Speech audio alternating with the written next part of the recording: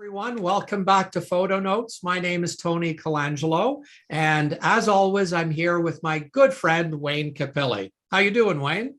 I'm doing great. How are you? I'm doing just fine. Today, I know, Wayne, you and I have been very much looking forward to this particular topic because we're going to go a little bit off the beaten path today and talk about building portfolios and specifically crafting your portfolios. Now, Wayne, I know actually you selected the word crafting. It's really important to you. So I want to ask you that question. Why crafting as opposed to building your portfolio? Crafting means that you take the raw materials that you have around you and you build something new and build something creative. So the thing about photography is we tend to feel that we take pictures, but really successful pictures are images that we actually craft. So That we craft, that we put thought into it, in other words. yes. Yeah, I believe. I think it's a great way to look at it. So today we are going to talk about crafting your portfolio, what's involved, and we're actually going to show some images to give you examples of some of the principles and tactics that we can use to put together a really nice portfolio. So I want to ask you another question, and I think this is really, really key. Wayne, in your mind, what is the purpose of a portfolio? Well, there are several. A couple of them are to get work, to show you your ability. But the last one is even more important, is so you can actually see where you are artistically. And I think that's really, really key. And I think that blends in nicely to the point, Wayne, that I'd like to make is that one of the purposes of a portfolio is to communicate something to your marketplace, is to communicate who you are as a photographer, perhaps even as an artist, and to send that message into your marketplace and to highlight perhaps how you are different from other photographers. And part of knowing who you are as a photographer is really starting to think through, what types of images do I want to create? What types of images that do I love to look at? Okay.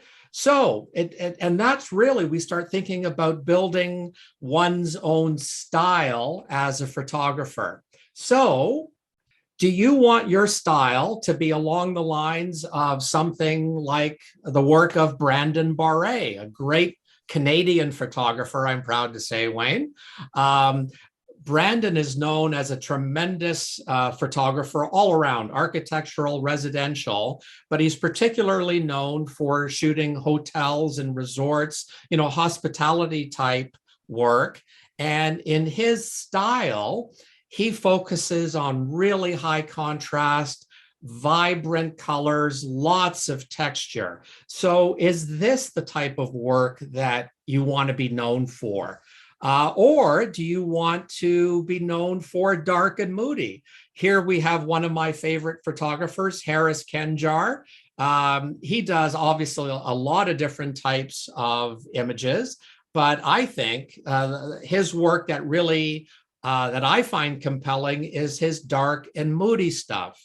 Or do you want to be like Joe Fletcher? And who doesn't want to be like Joe Fletcher? Do you want to do bright and moody, like some of his work right here? All right, so that's a really, really key question to start off how we think through and start making decisions about what images to include in our portfolio. Is, what do I want to be known for? What images do I love to take that I'm hoping the marketplace will love having on their websites, my clients and their websites? Another key principle that I think is really, really important, Wayne, in crafting a portfolio is having a very keen understanding of who is your primary target audience, right? Right. And also, as we look through these images, we're not trying to say copy a photographer that you like, but kind of study their images, and there are elements that speak to you that, you should incorporate in your work that might not be in it now. Yeah, absolutely. So it's the type of photographer you are and the type of photographer you want to be, right? Right. So the point I wanted to make about knowing your target audience, and I want to show actually the first photo on my website. My target audience, my primary target audience, is residential architects and high-end home builders. So understanding that for that group, for them, their money shot is the twilight exterior. That's the first shot that I want on my website. In other words, the first shot in my portfolio. Yeah, and the really good thing about this image is that although it hits the markets that you want to reach, this actually could be a really good real estate shot. This could be an advertising shot. Just because you're aiming for a specific market doesn't mean that your final product isn't marketable to other places.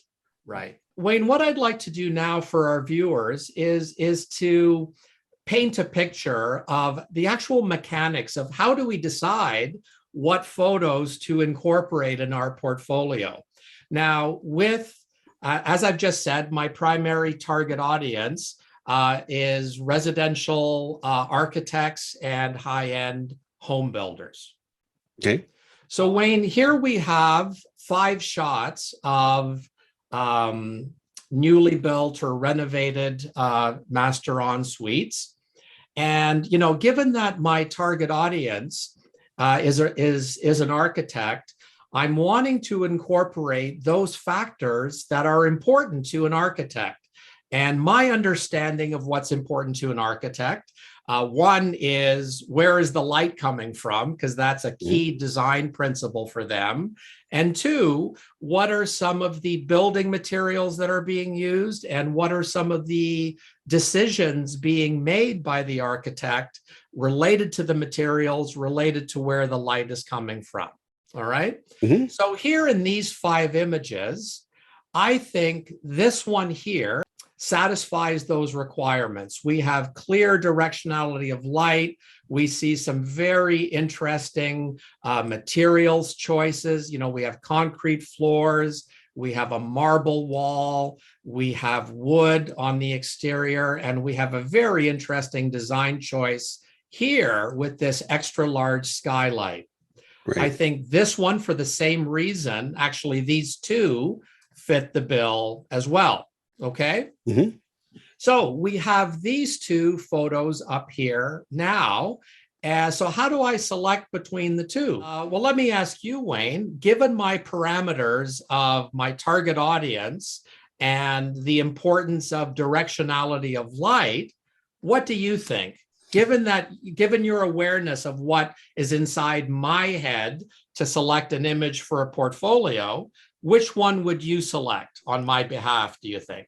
I would go the one on the right. And again, because of your parameters shows direction of light, detail in the room, and detail in the workmanship or the surfaces that are there. Yeah. The other bathroom shot is a nice picture. It's wide, but just simply by your criteria of direction of light, there is no direction of light. That's just very soft light coming in from the window, but there really isn't any direction. Like the next one, I can see that they're, without even seeing the window, which is really cool. Without even seeing the window, I know that there's a window off to the left. Yeah, and it's even being reflected right here in this print. There's a reflection of the window right there. Right. But you are correct. I made the decision to include this one and to nix that one. Yeah, and the thing about it is, these are not, you're not judging these pictures on good or bad. You're just judging them on the criteria that you're using to fit your portfolio. Correct. And that's really, really key. And that's a very good point that I want to make to our viewers, Wayne. And that is, you have to take ownership of your portfolio. You can't make decisions on your portfolio based on what your spouse thinks Mhm. or how many likes that you get on Facebook or Instagram. That has to be a reflection of you and what you're trying to communicate to your target audience, right? Right. And as this is really a good way of showing your portfolio or judging your pictures. Another way of doing this is that I would suggest taking the pictures that you're considering using for your portfolio and printing them out 4x6s, 5x7s, and spread them out on a table and mark them up and kind of live with them, kind of look at them in a different thing of just a screen. Yeah. You kind of want to have a different interaction in it with them. So print your pictures, and you should print your pictures anyways. Yeah. But print your pictures, put them on a table, leave them there, walk past them for a couple of days, Yeah. and those images will start to literally come to you. That's right. You'll know that this picture doesn't work or this picture doesn't work, and what you'll have left is a well thought out portfolio. Yeah, absolutely. What about you, Wayne? What are some of the tactics that you use to think through which image is portfolio worthy and which one is not? My tactic is to literally shoot for a portfolio. And the thing about real estate photography is we tend to go into a space and shoot it regardless. The time of day, it's we react to the situation. So one of the things for shooting a portfolio is we want to be able to take control of everything. Again, we're crafting an image, which means that we control everything about the image. And I know theoretically you don't think that you can, but let's say that you have a house, that you found a house that's particularly nice. Ask the agent if you can come back at the time you want. The thing about time of day is it's once you find the time of day, it makes it so much easier to shoot. And when it makes it easier to shoot, the pictures are much better because it's just natural. You don't have to use fill flash. You don't have to do all these things to correct the image that we've been doing. So you want to leverage the beauty of the room, and leveraging the beauty of the room means using the natural light. Yeah. So in this photo that you're showing, Wayne, if I'm reading this correctly, based on the app that you're using, that yellow line is indicating the sun position, and you're determining that your primo time period is probably around 6 p.m. Is that what this photo is? Yeah, this lets me know that I had between, if you look at the sun, the 6 p.m. means that the sun would be into this window here. Right. So I needed to be shooting at about 6:15, 6:45, and I had up until about 7:15 of light to shoot this. Right. And one of the things about this house is, so this is a shot simply by knowing where the sun was going to be. Right. And I shot this at like 6:20, which allowed there to be detail in this window here. Oh, and something that we couldn't see in the daylight shot is, again, there's that inference from your picture. We have this area right here that we can see that there's a window there. Right. On the daytime shot, we would not know that there's a window there. Right. So it shows all these nice elements that lets us know that this house is a lot of glass without showing there's be a lot of glass. There's all these hints that there's all these nice elements on it. And also, I mean, and the nice thing about this photo, this is a killer shot for real estate, and it's a killer shot for the architect, because the architect made a conscious decision to use glass as part of the near wall. And then if you look through the house, there's glass on the other wall as well. Yes. All right. And so that's a conscious design choice. So it satisfies multiple clients here. Right. And again, it's simply knowing the time of day. We can go in and light this picture to show the inside, but this actually shows the mood and shows the elements of the house much better simply by knowing what time to shoot. Yeah. Okay. Do you So, have another photo in terms of how you come up with portfolio images? yeah. Okay. So one of the things about intent and again, reaction is this is a picture of the fire pit. And, as a real estate photographer, we would have to shoot this shot. We would just shoot it because it's time of day. We're not going to be able to come back. Yeah. But the shot is the fire pit. So at this time of day, you would not be lighting a fire in a fire pit. You just wouldn't. So, so if you just simply, while I was there, and I had 45 minutes of sunlight to work through this house. Yeah. I said, okay, that's going to be the fire pit. I need to shoot this at about 7:20, Right. So as the sun goes down. Wow. Yeah. And again, this is a picture of the fire pit, and a fire pit needs fire, and fire needs to be at a specific time. You just don't light a fire at any particular time. Yeah. So that's what I mean. Identify the subject, identify when would be the best time to show the subject, and you end up with something like this because it's logical. Yeah. And once again, this doesn't have to be sort of high-end design or architecture work. This is a great real estate shot. It really sells this portion of the house. Yep. Yeah, absolutely. And to reinforce logical elements. Right. Again, this is a picture of the fireplace. And the thing about the fireplace is fire should be in a fireplace. But if this was a real estate shot, we would normally just take the picture and you would clear off all the plastic and everything. Yeah. But at this time of day, would you have a fire in the fireplace? You probably wouldn't. Yeah. So again, while I shot this at dusk, and here, this is a fireplace with a fire. Yeah. And again, I identified the subject. I set the parameters of what would make the subject look best at a particular time of day. Right. And so, from this cropping, that a picture of the room with the fireplace, this literally is a picture of the fireplace. Right. So, and because the way it was designed, you can see through it. And again, this is one of the types of shots that even for real estate distinguishes the listing. It's not a typical, shoot it as wide as you can, shoot corner to corner that we typically see in an MLS listing. It's a very distinctive photo that I think adds some cachet to our client, to their listing. Oh, here's something. A lot of this is the myth of wide angle. A lot of times, the train of thought of wide angles, it actually shows the space better. It shows the room.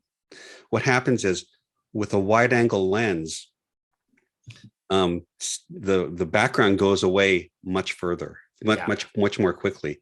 If you shoot with a telephoto in a large room, we actually have much better dimension of the room. We actually see the far room better. Yeah. So it's compressing the image. The stuff in the foreground and the stuff in the background appear closer together. That's perspective compression. Right. And that's what we're trying to do. It makes for a tighter, more easy to look at photograph. Yeah. And again, because of the compression, I can actually go outside better. It's, there's all these things that are there simply because I'm not shooting ultra wide, because ultra wide, the further the things are in the picture, the further and smaller they are in it. So it's perspective decompression when we go wider. Yeah. Yeah. Okay, Wayne. So what do you say to, we have some of our viewers are real estate shooters who don't have any control over what time of day they or the quality of house or the decor. They have no say in their subject material. how do we offer input to them to build a portfolio in terms of getting either better real estate gigs, or maybe they're wanting to transition to do a little bit more into the design and build world rather than staying in real estate. They're wanting to dabble in other things. What would you say to them? We, as real estate photographers, we have the most advantage of any other, photographers. We are in houses, different houses, maybe 3-4 times a day. We are in different houses in different locations. So, your houses may not be multi-million-dollar houses, but a lot of them are very, very cute. Take the opportunity, Right. when you're in these spaces, to try different techniques. Try shooting a little tighter. Try shooting for, instead of just a real estate agent, find those nice little elements in a house, like this particular one. Yeah. This is a cute little house. This is a 900 square foot house in Pacific Grove. Wow. And instead of shooting ultra wide, I just shot these tighter, and like this little sitting area, this dining area, Yeah. sold to the stager. And Yeah. singularly, that's just a nice picture of that area. Yeah. And you can start doing this. And let's go to another house. Again, shot from the outside. Cool. Different times of the day, different looks, but there are nice little vignettes in houses that you just have to stop and look at and go, oh, that's cute. That's pretty. And Yeah. as you go through the houses, you just look and see what's there. Yeah, absolutely. I think that's really useful advice. Just opening your mind, because I mean, we've all shot those, those 900 square foot bungalows, and we think, oh, I'm never going to get a portfolio shot out of this one. But if you change your perspective, change your mindset, it's amazing what's there. Yeah. So that's it. That's our episode on crafting your portfolio. We hope that you've gotten lots of useful nuggets to help you put together a great portfolio for yourself. And we certainly hope that you'll join us again in our next video. If you'd like Wayne and I to review a particular topic, then please don't hesitate to drop us a note to let us know what that is. As always, Wayne is going to include our contact information at the end of the video, and we'd be happy to pull together something for you on a topic of your choice. So that's it for now, Wayne. As always, thank you very, very much, and we will talk to you soon. Okay. Okay, bye for now. Bye-bye. Thank you, everyone.